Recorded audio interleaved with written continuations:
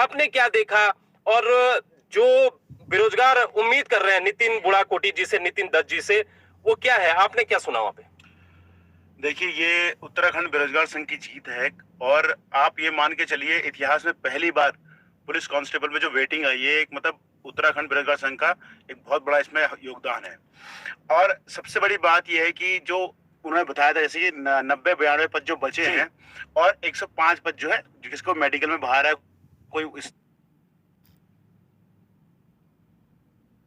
जी जी बाहर है, तो 105 पर टोटल मिला के 200 से 220 ये चीज पद है जी। और अब जब आगे की बात हम करेंगे तो आप ये मान के चलिए, वो आईजी कार्मिक है जहां पे हम मिलने गए थे, आईजी कार्मिक थे, उनके पास गए थे मिलने के लिए। और आगे का जो कार्रवाई शासन स्तर पे हो रही है अभी, तो कल 10:30 बजे उनकी मीटिंग है। बल्कि उन्होंने मतलब आप ये समझिए कि प्रदेश का हेडक्वार्टर ने हमें उत्तराखंड बेरोजगार संघ को खुद बुलाया और हामी भरी की कल 10:30 बजे मीटिंग है।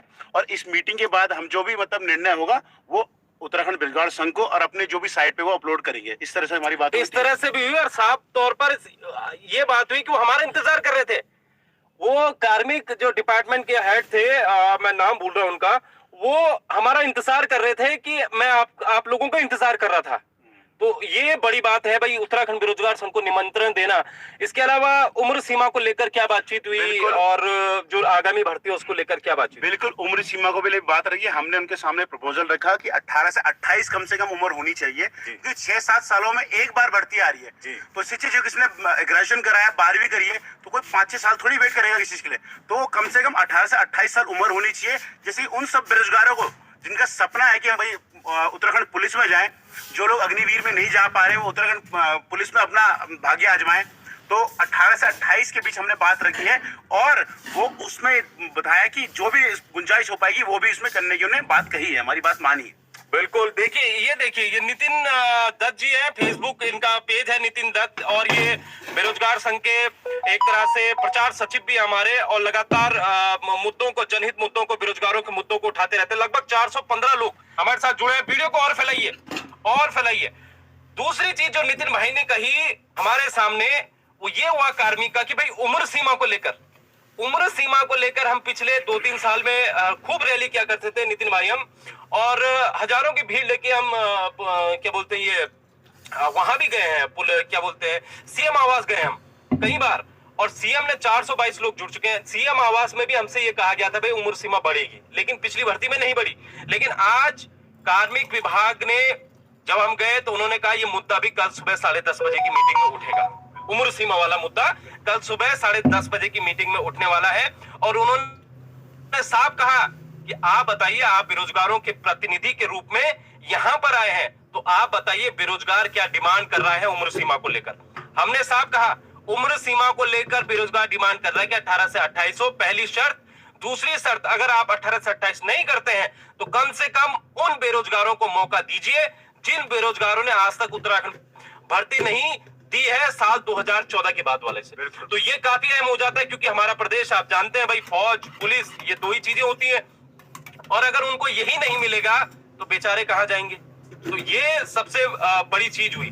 तीसरी चीज जो हुई आगामी भर्ती को लेकर दोस्तों, यही हुआ कि जो अध्याचन था लोक सेवा आयोग से वो इधर आ चुका है, पुलिस मुख्यालय आ चुका है। तो अब अध्याचन, इसके बाद अब जाना है उसने उत्तराखंड अधीनस्थ सेवा चयन आयोग, उस अध्याचन ने जाना है। 1550 कांस्टेबल के पद हैं जो रिक्त है, और ये 1550 कांस्टेबल की भर्ती आपको इस महीने के आखिरी में या फिर मार्च के शुरुआती हफ्ते में आपको देखने को मिल जाएगी। इसमें कोई आचार संहिता का इफ और बट कुछ नहीं है। इसके अलावा जब हमने नितिन भाई ये पूछा कि जो पुलिस कांस्टेबल की वेटिंग है वो क्या आचार संहिता के पहले आएगी, आचार संहिता के बाद में आएगी, तो उन्होंने क्या कहा? उन्होंने बोला कि ये जो है मामला शासन स्तर से होगा, पर कल जो मीटिंग है उसके बाद डिसाइड हो जाएगी, आचार संहिता के पहले आएगी, आचार संहिता के बाद आएगी। हमें इसी तरह से निरंतर इसी तरह से लगे रहना है। हम चाहेंगे आचार संहिता से पहले ये वेटिंग लिस्ट आए, क्योंकि इलेक्शन के बाद आपको पता है किस तरह का माहौल रहता है। आचार संहिता से पहले हमें वेटिंग लिस्ट आनी है, इसलिए हमें दबाव क्यों ना भाई बनाना पड़ेगा। और इसके जैसे हम लगे हैं, क्योंकि सिर्फ ये वेटिंग पुलिस की नहीं है, जो आज माने कि उत्तराखंड के अंदर इतिहास में पहले पुलिस में वेटिंग आई है। आप ये सोचिए कि और बहुत सारी भर्तियां ऐसी, क्योंकि देखो ये ग्रेजुएट लेवल की पोस्ट है, 12वीं लेवल की पोस्ट है, तो और जगह भी हम वेटिंग को मजबूत कर सकते हैं। जैसे जो पुलिस में वेटिंग यस। तो हमें ये मुद्दा छोड़ना नहीं, क्योंकि देखो किसी कांस्टेबल में अगर रह भी जा रहा है तो उसके पास और भी ऑप्शन है फिर क्यों? बिल्कुल है, बिल्कुल तो ये मामला जो हमने उठाया है इस समय वेटिंग का, ये वेटिंग को अब हम कहीं नहीं छोड़ना है।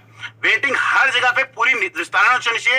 ये नहीं होना चाहिए एक का सिलेक्शन कहीं और हो जाए, फिर वो बेचारा घूमता रहे।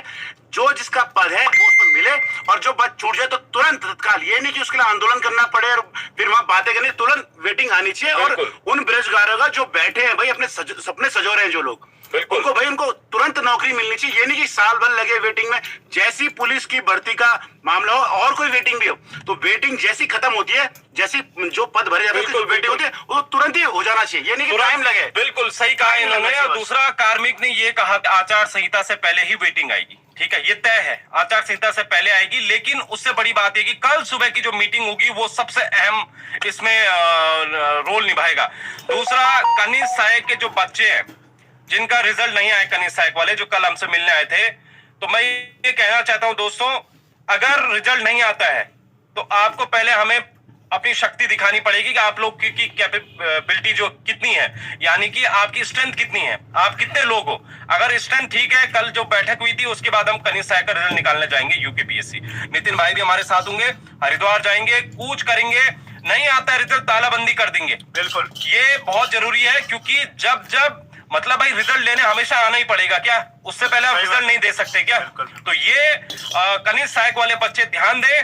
कल, आज का दिन है, कल रविवार है, कल का दिन है, और सोमवार की शाम तक हम इंतजार करेंगे, वरना मंगलवार को सबको वहां पहुंचना है। एक बार मैं कल शाम को भी लाइव आ जाऊंगा कनिष्ठ सहायक वाले बच्चों को लेकर, और अगर नहीं आता रिजल्ट तो हमें कूच करना पड़ेगा। नितिन भाई, आप भी तैयार हैं कूच करने के लिए? कूच करेंगे, और ये बार बार ड्रामा नहीं चलेगा इस तरह का कि बार बार कूच कर। इस बार ऐसा कूच होगा कि अगली बार से कूच करने से पहले ही चीजें बाहर आ जाएंगी। ये बार बार हम ये नहीं करेंगे कूच करने आएंगे। इस बार ऐसा कूच होगा कि अगली बार अगर कूच करने की बात भी हुई तो पहली काम जो हमारा सॉल्व हो जाएगा। बिल्कुल सॉल्व हो जाएगा, और ये बहुत जरूरी है। दूसरी चीज, वेटिंग को लेकर भाई साहब कहाँ हो आप लोग? इस वीडियो को थोड़ा आगे पहुंचाइए। 400 के करीब, 400 से ऊपर आंकड़ा नहीं बढ़ रहा है, 415, 420। क्या इतने बेरोजगार हैं उत्तराखंड में? क्या इतने लोगों के लिए हम संघर्ष कर रहे हैं? इसको आगे बढ़ाइए। कम से कम 1000 लोग देखने चाहिए थे, लेकिन 420, 425 तक।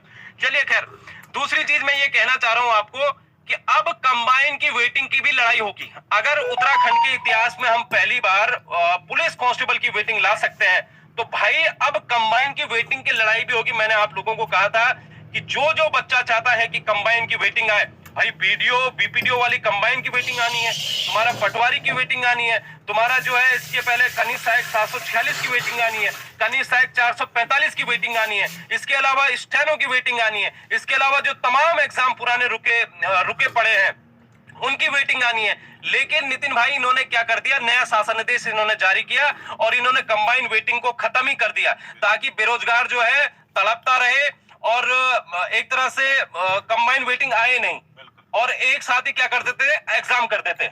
मतलब जैसे मान लीजिए आज बंदी रक्षक का एग्जाम हुआ तो 1 महीने बाद ही फॉरेस्ट गार्ड का रिजल्ट एग्जाम कर देंगे और फिर कंबाइन वेटिंग को भूल जाएंगे। तो बताइए, ऐसे में जो उत्तराखंड का बेरोजगार है वो तो लगभग सभी एग्जाम दे रहा है, और जो टॉप 100 लोग हैं, वो टॉप 100 लोग जो है हर जगह सिलेक्ट हो रहे हैं, तो उनकी जो सीटें वो तो खराब हो रही है ना। उस बेरोजगार को तो वो सीट मिलनी चाहिए। तो ये सब जब शासन को पता है अध्याचन आ रहा है, तो कंबाइन आप एग्जाम कलेक्टिव एग्जाम करो, उसी में कंबाइन वेटिंग में निकालो। अगर जानबूझ के ये अभी 1 महीने